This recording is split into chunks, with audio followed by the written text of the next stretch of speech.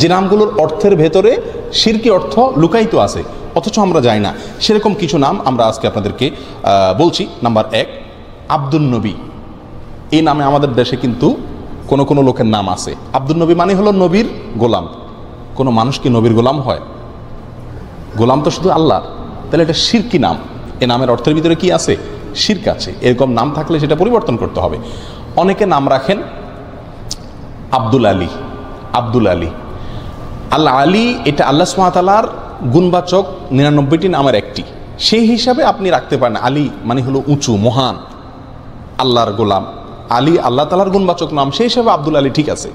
কিন্তু সাধারণত আমাদের সমাজে আলী রাদিয়াল্লাহু তাআলা আনহুর নামে এ ধরনের নাম রাখা হয়ে থাকে।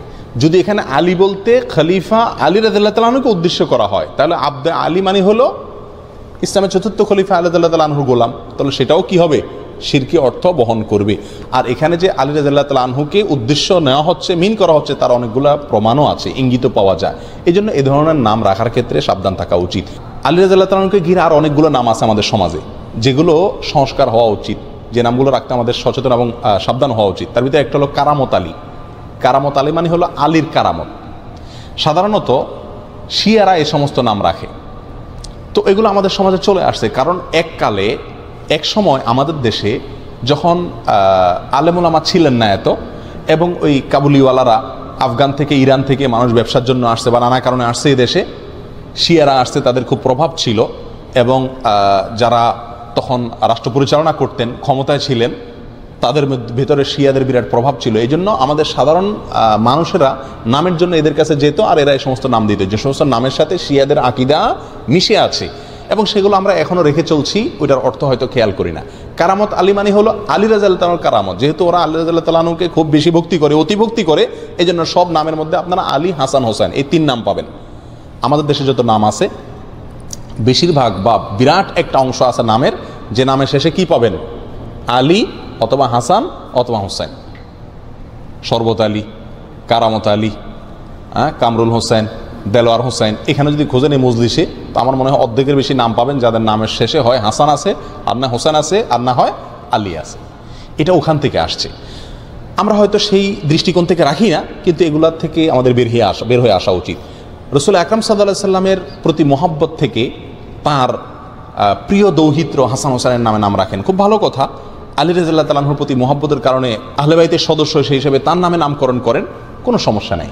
কিন্তু আপনার নামের সঙ্গে এই 3 জন সাহাবীর নাম শুধু লাগাচ্ছেন, কই নামের শেষে আবু বকর লাগান না, ওমর লাগান না, তাহলে শুধু এই 3 জনের নাম কেন লাগাচ্ছেন? বোঝা গেল এগুলোর পেছনে শিয়াদের বদ আকিদা এবং দুর্বসন্ধিমূলক চিন্তা এবং দৃষ্টিভঙ্গি রয়ে গেছে, আর সেটাই আমাদের সমাজে এখনও বলবৎ আছে। বিধায় এগুলো রাখতে আমাদের একটু সচেতন হওয়া উচিত। অনেকে নাম রাখেন রহমত আলী। রহমত আলী, রহমত আলী মানে আলীর রহমত। রহমত হবে আল্লাহর। ওই যে বললাম, এখানে আলী যদি আল্লাহর গুণবাচক নাম উদ্দেশ্য হয় তাহলে ঠিক আছে, কিন্তু সেটা হওয়ার সম্ভাবনা কম। অনেকে নাম রাখেন ফজলে আলী। ফজলে আলী মানেও কি? আলীর দয়া। তো এটাও মানে যদি আলী তার মিন হয়, এখানে উদ্দেশ্য হয়, তাহলে এটাও ঠিক হয় না। অনেকে নাম রাখেন গাউসুল আজম। অনেকে আব্দুল কাদের জিলানী রাহমাতুল্লাহ আলাইহিকে বলে কি? গাউসুল আজম। গাউসুল আজম মানে হলো সবচেয়ে বড় সাহায্যকারী, রক্ষাকারী। যিনি সবচেয়ে বড় রক্ষাকারী তো আল্লাহ সুবহানাহু ওয়া তাআলা। এটা কোনো মানুষকে বলা যায় না, অতএব এটাও শিরকি নাম। এ নামের অর্থের ভিতরে শিরক আছে। অনেকে নাম রাখেন নবী।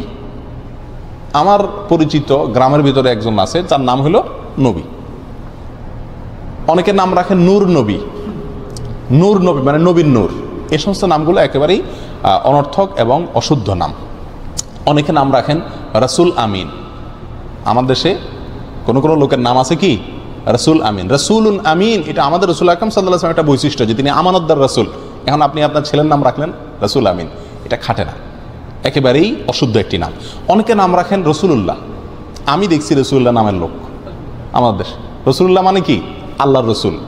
তো কীভাবে আল্লাহ রসুল হলো? এটা তো একেবারেই অশুদ্ধ একটা নাম। কথা বুঝে আসছে?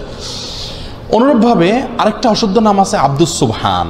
অনেক আলেমের নামও পাওয়া যায় আব্দুস সুবহান। আব্দুস সুবহান এই নামটাও ঠিক না। কেন ঠিক না? কারণ আব্দুন যোগ করে নাম রাখা যাবে আল্লাহর 99টা নামের শুরুতে। আল্লাহর 99টি গুণবাচক নামের শুরুতে আব্দুন যোগ করে আপনি কি করতে হবে? রাখতে হবে। কারণ আল্লাহর নামগুলো নির্দিষ্ট, নির্ধারিত। আল্লাহর জন্য কোনো মন গড়া নাম আপনি আমি নির্ধারণ করার সুযোগ নাই। সুবহান নামে আল্লাহর কোনো গুণবাচক নাম নাই। সুবহান শব্দের অর্থ হলো পবিত্রতা বর্ণনা করা। তো পবিত্রতা বর্ণনা করার গোলাম এটা কোনো নাম হতে পারে না, এবং এটাকে যত রকম ব্যাখ্যাই করা হোক না কেন এটা কোনো অবস্থাতে টেকে না এবং শুদ্ধ হয় না। বিধায় আব্দুস সুবহান নামটাও সঠিক না। ওই যে বললাম আব্দুন যোগ করে নাম রাখতে পারবেন কোনগুলো, যেগুলো শেষে আল্লাহর 99 নামের কোনো একটা যুক্ত আছে সেগুলো রাখতে পারবেন শুধুমাত্র। অতএব আব্দুস সুবহান যেহেতু আল্লাহর, সুবহান যেহেতু আল্লাহর কোন গুণবাচক নাম না, অতএব আব্দুস সুবহান নামটা কি না, সঠিক না। আরেকটা নাম আছে জিল্লুর রহমান। বহু লোকের নাম পাওয়া যায় আমাদের দেশে। আমাদের প্রয়াত প্রেসিডেন্টের নাম ছিল জিল্লুর রহমান। জিল্লুর রহমান, জিল্লুন শব্দের অর্থ হলো ছায়া। জিল্লুর রহমানের অর্থ হয় আল্লাহর ছায়া। তো আল্লাহর ছায়া আছে এটা আপনি কোথায় পাইছেন? কোরআন হাদিসে কোথাও আল্লাহর ছায়া আছে এরকম কোনো কথা আমরা পাইনি। অতএব এই নামটাও সঠিক না। যদি কেউ এই উদ্দেশ্যে রাখে যেখানে আল্লাহর ছায়া বলতে আল্লাহর দয়া অনুগ্রহ বোঝানো হচ্ছে, তাহলে সেটাও রাখা যাবে কি না সেটা ব্যাখ্যা সাপেক্ষ বিষয়, আমার মনে হয় না। বিধায় এই জিল্লুর রহমান এই নামটাও অ্যাভয়েড করা উচিত। অনেকে নাম রাখে আবুল বাশার, হাস্যকর একটা নাম। আবুল বাশার নামের অর্থ জানেন? আবুল বাশার মানে হলো, বাশার মানে মানুষ, মানুষ জাতিকে বলা হয়, গোটা মানুষ জাতি, মানব জাতিকে বলা হয় বাশার। আর আবুল বাশার মানে হলো গোটা মানব জাতির পিতা। এটা তো আদম আলাইহিসসালাম। আবুল বাশার কে? আদম আলাইহিসসালাম। এখন আপনি আপনার ছেলের নাম রাখছেন আবুল বাশার, এখনো একটা ছেলেই জন্ম দিতে পারে না, সে কিভাবে গোটা মানব জাতির পিতা হয়? অতএব এটাও ভুল নাম। অনুরূপভাবে নামের ক্ষেত্রে আরেকটা ভুল আছে, সেটা হলো অনেক সাহাবীদের নাম এবং টাইটেল, নাম এবং টাইটেল উপাধি যেটা, এই দুইটাকে একসাথ করে আমরা নাম রাখি, এটা চরম ভুল। যেমন ওমর ফারুক, বহু লোকের নাম আছে না? ওমর একজন সাহাবীর নাম, ইসলামের দ্বিতীয় খলিফার নাম। আপনি ওনার প্রতি মহব্বত রেখে, ওনার প্রতি মহব্বতের কারণে আপনার ছেলের নাম ওমর রাখলেন, একটা শিশুর নাম ওমর রাখলেন, ঠিক আছে রাখেন, কিন্তু তার নাম ওমর ফারুক রাখা ঠিক না। আবু বকর রাদিয়াল্লাহু তাআলার প্রতি মহব্বতের কারণে আপনি আপনার একটা শিশুর নাম রাখলেন আবু বকর, রাখেন, সমস্যা নেই, কিন্তু আবু বকর সিদ্দিক হয় না, কারণ সিদ্দিক এটা ওনার টাইটেল, এটা পৃথিবীতে আর কোনো আবু বকরের সাথে যুক্ত হবে না। আপনি ওসমান রাখলেন, সাথে গনি রাখেন। আমাদের দেশে বেশিরভাগ লোক দেখেন না, ওসমান রাখলে অবশ্যই সাথে কি আছে, গনি আছে। না ভাই, ওসমান রাখলে আর গনি রাখবেন না, কারণ ওসমান রাদিয়াল্লাহু তাআলার মহব্বত আপনি ওসমান রাখছেন ঠিক আছে, কিন্তু গনি মানে ধনী, এটা ওনার উপাধি, এটা আর কারোর সাথে যুক্ত হবে না। কথা বোঝা আসছে? আবু আইয়ুব একজন সাহাবী, যিনি হিজরতকারী সাহাবীদেরকে অনেক নুসরত করছেন, সাহায্য করছেন, এই জন্য ওনার নাম হয়ে গেছে আবু আইয়ুব আনসারি। উনি আনসার ছিলেন সেজন্য। এখন আপনি আপনার ছেলের নাম রাখলেন আবু আইয়ুব আনসারি, সে আনসার কবে হলো? কথা বোঝা আসছে? অনুরূপভাবে বহু সাহাবা একরামের বিশেষ বিশেষ কিছু টাইটেল আছে, এই টাইটেলগুলো কারণ নাম হতে পারে না। আমি যদি একটা এক্সাম্পল দিই বিষয়টা পরিষ্কার হবে। যেমন মোহাম্মদ, এ নামে নাম রাখা যায় কি যায় না? মোহাম্মদ নাম রাখা যাবে, সহিহ মুসলিম হাদিসে আসছে। এখন আপনি যদি মুহাম্মদ সাল্লাল্লাহু আলাইহি সাল্লামের যে একটা টাইটেল ছিল, নামের পর একটা টাইটেল, সেটা কি? মুহাম্মাদুর রাসূলুল্লাহ। এখন আপনি যদি আপনার সন্তানের নাম রাখেন মুহাম্মদ রাসূলুল্লাহ, খাটবে? এ আপনার সন্তান কি আল্লাহ রসুল মোহাম্মদ? না, এটা তো অন্য মোহাম্মদ। আরও সহজ হবে, পরিষ্কার হবে আমাদের দেশের এক্সাম্পল দিলে। শেখ মুজিবুর রহমান, মরহুম শেখ মুজিবুর রহমান, ওনার প্রতি মহব্বত করে আপনি কোনো সন্তানের নাম রাখলেন মুজিবুর রহমান, এটা ঠিক আছে, চলে।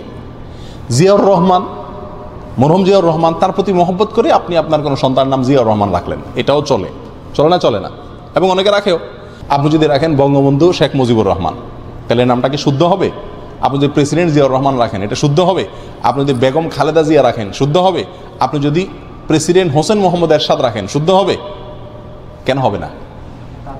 কারণ হলো এখানে তাদের নাম এবং টাইটেল দোনোটা আপনি দখল করছেন। শুধু নামটা আপনি নেন মহব্বতে, সেটা হতে পারে, এটা গ্রহণযোগ্য, এটাকে সমাজ গ্রহণ করবে, কিন্তু আপনি টাইটেলটা যুক্ত করেন, এটা হতে পারে না। বিধায় সাহাবা একরামের নাম আমরা রাখতে পারি, কিন্তু তাদের টাইটেলটা কি করা উচিত না? দখল করা উচিত না। এই ভুলটা আমাদের দেশে অহরহ হয়ে থাকে। আরও বহু নাম আছে যেগুলোর ভিতরে ভুল ত্রুটি হয়।